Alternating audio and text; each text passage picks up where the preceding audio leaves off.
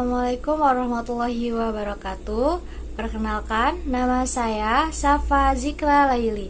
Saya dari Fakultas Tarbiyah dan Keguruan, Prodi Pendidikan Guru Madrasah Ibtidaiyah dengan NIM 231240103. Di video ini, saya akan menceritakan kisah tentang salah satu tokoh pejuang Islam, yakni Hamzah bin Abdul Muthalib, yang merupakan paman, sahabat, dan sekaligus saudara sepersusuan dengan Nabi Muhammad SAW. Seperti yang telah kita ketahui, Hamzah radhiyallahu anhu memiliki julukan Asadullah atau Singa Allah karena kepahlawanannya dalam membela Islam.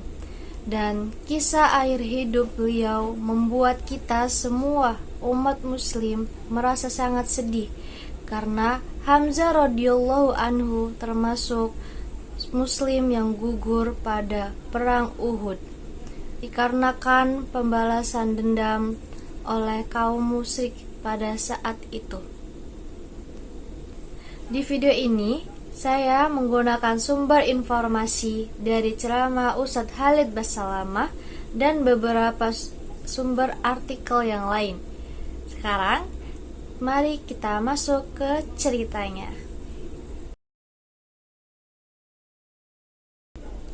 Jadi, nasab dari Hamzah radhiyallahu anhu yaitu Hamzah bin Abdul Muthalib bin Hashim.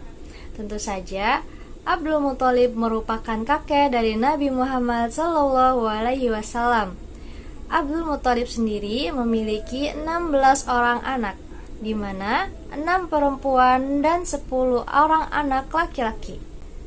10 laki-laki ini, 6 diantaranya meninggal sebelum masa kenabian Rasulullah SAW. Salah satunya adalah ayah kandung dari Rasulullah SAW, yaitu Abdullah. Dan 4-nya masih hidup setelah Nabi dinobatkan menjadi Nabi. 2 orang beriman, yaitu Hamzah radhiyallahu anhu dan Abbas radhiyallahu anhu. Dan 2 orang lagi tidak beriman, yaitu Abu Lahab dan Abu Thalib. Dan ibu beliau bernama Hawlah binti Wuhaib dari Bani Zuhrah. Hamzah radhiyallahu anhu lahir di tahun yang bersamaan dengan Rasulullah SAW. Walaupun beliau merupakan paman dari Nabi, tetapi beliau lahir di tahun yang sama dengan Rasulullah. Selain lahir di tahun yang sama, Hamzah radhiyallahu anhu merupakan saudara sepersusuan dengan Rasulullah. Sulit untuk mendeskripsikan sosok dari Hamzah radhiyallahu anhu karena beliau memiliki semua kelebihan yang ada pada laki-laki. Kulitnya putih, wajahnya tampan, beliau juga sosok laki-laki yang memiliki prinsip dalam hidupnya. Fisiknya kuat, badannya tinggi besar dan sangat ahli dalam memanah. Oleh karena itu, Hamzah radhiyallahu anhu sangat gemar berburu. Di masa mudanya, beliau habiskan dengan berburu. Dan kekuatan fisik yang dimiliki oleh Hamzah sama dengan Umar bin Khattab. Mereka berdua merupakan sosok yang terkenal di Mekah. Dan hasil buruannya itu seekor singa, bukan rusa.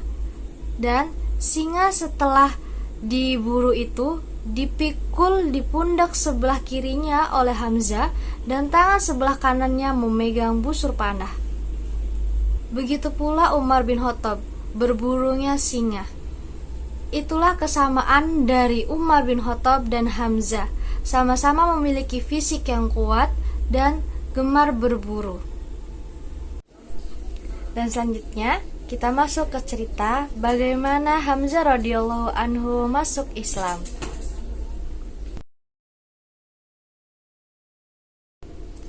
Jadi, pada awal-awal Islam, saat Rasulullah sedang mengumandangkan Islam di tengah-tengah masa jahiliyah, Hamzah radhiyallahu anhu adalah seseorang yang tidak terpengaruhi dan juga tidak membenci ponakannya Rasulullah.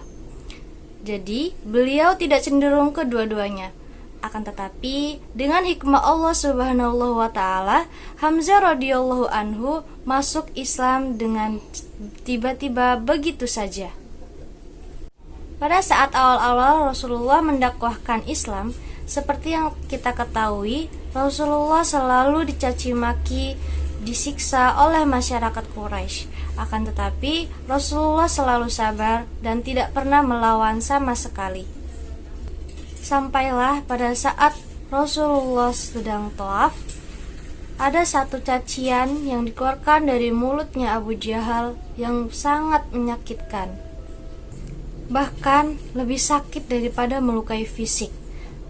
Namun, tentu saja dalam buku sejarah tidak disebutkan bentuk cacian itu. Dan pada saat itu tidak ada satupun yang membela Rasulullah, bahkan dari suku-suku beliau. Akan tetapi, ada satu budak wanita yang memang dia sedang melewati tempat tersebut, lalu melihat Rasulullah sedang dicaci maki seperti itu. Budak wanita itu berkata, "Wahai suku Quraisy, tidakkah kalian memiliki hati nurani? Berhentilah." Namun, tidak ada yang mendengar perkataan dari budak wanita ini. Lalu, wanita ini lari keluar Mekah untuk mencari bantuan. Dan pada saat itu pula dia bertemu dengan Hamzah radhiyallahu anhu, lalu berkata, "Wahai Hamzah, keponakanmu Muhammad sedang dicaci maki oleh Abu Hakam." Abu Hakam itu adalah Abu Jahal karena dia merupakan pimpinan Mekah. Jadi dia disebut Abu Hakam. Dengan mengatakan ini, disebutkan oleh wanita itu bentuk cacian yang diberikan kepada Rasulullah. Lalu Hamzah radhiyallahu anhu bertanya, "Tidak adakah yang membelanya?" Wanita itu pun menjawab, "Tidak ada Hamzah." Maka tanpa menunggu lama lagi, Hamzah bergegas ke Ka'bah untuk menghampiri Abu Jahal. Sampainya di Ka'bah, beliau langsung memukul kepala Abu Jahal dengan busur panahnya, sehingga kepala Abu Jahal mengeluarkan darah. Karena pada saat itu Abu Jahal dianggap rajanya Mekah, maka pengikutnya mau membela Abu Jahal. Lalu Hamzah berkata, "Silahkan kalian semua maju, asalkan kalian semua siap untuk mati." Lalu Hamzah berkata kepada Abu Jahal, "Berani sekali kamu mencaci maki Muhammad ponakanku, sementara aku ada dalam agamanya." Mendengar hal itu, Abu Jahal mengatakan, "Biarkan dia, memang saya yang salah. Saya terlalu berlebihan dalam mencaci Muhammad ponakannya." Dan semua orang pada saat itu bubar. Tidak lama kemudian, Hamzah berjalan pulang ke arah rumahnya. Dalam hati beliau merenungi kalimat tersebut. Kenapa tadi saya ucapkan kalimat itu? Apakah saya harus kembali lagi ke Quraisy dan mengatakan bahwa saya bukan di agamanya Muhammad? Tetapi akan menjadi aib bagi orang Arab jika sudah mengatakan suatu kalimat ditarik kembali. Tidak mungkin. Tapi kalau saya tidak memperbaiki ini, saya bukan muslim dan saya tidak di agamanya Muhammad. Dan di saat itu Hamzah radhiyallahu anhu berdoa kepada Allah Subhanahu wa taala dengan mengatakan, "Ya Allah, jika agama yang dibawa keponakanku Muhammad itu benar, maka tanamkanlah di hatiku. Dan jika itu tidak benar, maka hilangkanlah. Berikan aku solusi dengan Quraisy." Itulah doa Hamzah radhiyallahu anhu. Dan ketika Hamzah radhiyallahu anhu berdoa kepada Allah, keesokan paginya, langsung pada saat beliau bangun, beliau merasakan ketenangan dan merasa lebih dekat dengan Allah. Maka Hamzah radhiyallahu anhu pun tidak berpikir panjang dan langsung menghampiri Rasulullah SAW untuk mengucapkan syahadat. Dan itulah cerita masuk Islamnya Hamzah radhiyallahu anhu. Pada saat Hamzah radhiyallahu anhu masuk Islam, semua orang muslim di kala itu sangat gembira. Mereka mengucapkan takbir, Allahu Akbar, Allahu Akbar. Rasulullah Shallallahu Alaihi Wasallam juga merasa terbantu dengan masuknya Hamzah radhiyallahu anhu ke agama Islam, karena pada saat itu umat Muslim berasal dari golongan yang lemah, dan pada saat itu pula tidak ada larangan untuk membunuh orang Islam. Karena itu Rasulullah merasa terbantu.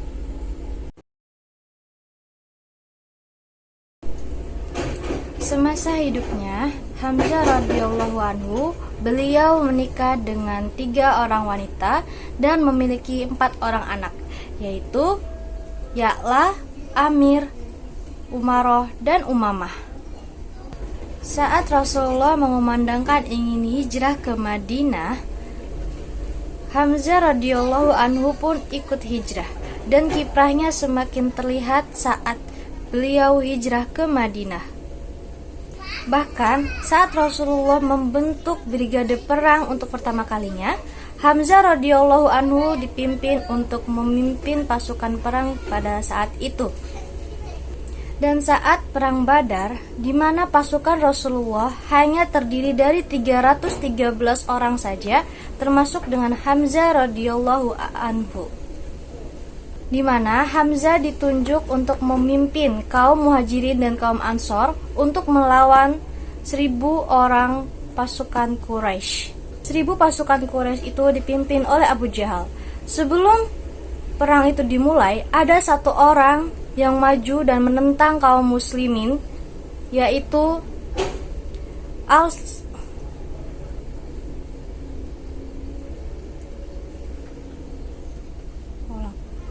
Sebelum perang itu dimulai, ada 1 orang yang keluar dari pasukannya dan menentang kaum muslimin untuk melawannya, yang dinilai sebagai orang yang masuk neraka dari kaum Quraisy.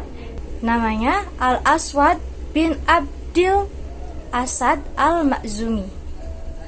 Dia yang terlebih dahulu mengeluarkan pedang dan menentang kaum muslimin dengan bersumpah atas nama Lat dan Uzza, nama berhala dia, saya akan meminum air dari sumur itu. Siapa yang akan menantang saya? Hamzah pun yang mendengar itu keluar dari pasukannya dan menantang Al-Aswad. Al-Aswad ini merupakan orang yang mahir dalam menggunakan pedang di Mekah. Akan tetapi, hal itu tidak membuat Hamzah takut kepadanya. Hamzah radhiyallahu anhu maju dan melawannya. Dalam beberapa waktu saja, Al-Aswad berhasil dikalahkan. Kedua betisnya ditebas oleh Hamzah, lalu dibiarkan begitu saja. Dia pun berkata, "Bunuhlah saya." Dan Hamzah menjawab, "Tidak." Lalu Al-Aswad pun berjalan merangkak untuk mengambil air yang ada di dalam sumur itu. Saat mendekati air sumur tersebut, Hamzah pun menghampirinya dan menebasnya sehingga Al-Aswad pun meninggal, supaya tidak terpenuhi sumpahnya itu. Setelah itu, kaum Quraisy mengeluarkan 3 orang lagi untuk menentang kaum muslimin, di mana 2 orang adik kakak dan 1 orang anak, yang dikenal dengan Utbah bin Rabi'ah, Syaibah bin Rabi'ah, dan Al-Walid bin Utbah. Mereka menentang kaum muslimin untuk berduel bersama mereka. Rasulullah Shallallahu Alaihi Wasallam pun mengatakan, "Majulah hai Ubaidah, Hamzah bin Abdul Muthalib, dan Ali bin Abi Thalib." Mereka bertiga merupakan keluarga dari Rasulullah untuk melawan 3 orang kaum Quraisy itu, di mana Ubaidah melawan Utbah bin Rabi'ah, Hamzah melawan Syaibah bin Rabi'ah, dan Ali melawan Al-Walid bin Utbah. Dalam duel ini, 3 lawan 3 dimenangkan oleh kaum muslimin. Walaupun Ubaidah terluka saat berduel bersama dengan Utbah bin Rabi'ah. Berita atas kematian 3 orang Quraisy ini menimbulkan ketakutan, kemarahan, dan kekacauan di pihak musuh. Kaum Quraisy yang ada di Mekah yang tidak ikut perang mengetahui 3 tokoh-tokoh utama mereka mati di medan perang. Mereka merasa sangat sedih dan sangat marah. sehingga mereka menuntut pembalasan di perang selanjutnya, yaitu Perang Uhud. Perang Uhud terjadi di tahun ketiga Hijriyah. Perang Uhud juga dipimpin oleh Abu Sufyan. Di perang inilah Hamzah radhiyallahu anhu tewas dengan sangat mengenaskan. Di perang Uhud inilah Hamzah radhiyallahu anhu tewas dibunuh oleh seorang budak yang disuruh oleh Hindun untuk membalaskan dendamnya kepada Hamzah. Budak yang disuruh oleh Hindun bernama Washi. Dia sangat pintar dalam menombak, sehingga bagi dia sangatlah mudah. Dia melemparkan tombaknya tepat pada perut Hamzah hingga tembus ke belakangnya. Namun, pada saat Hamzah tertombak, Hamzah masih bisa mengejar Washi, dan Washi ketakutan. Mungkin itu saja yang dapat saya ceritakan tentang kisah dari Hamzah radhiyallahu anhu. Bila dalam bercerita saya ada salah kata, mohon dimaafkan dan dikoreksi. Terima kasih telah menyaksikan sampai habis. Sekian dari saya. Wassalamualaikum warahmatullahi wabarakatuh.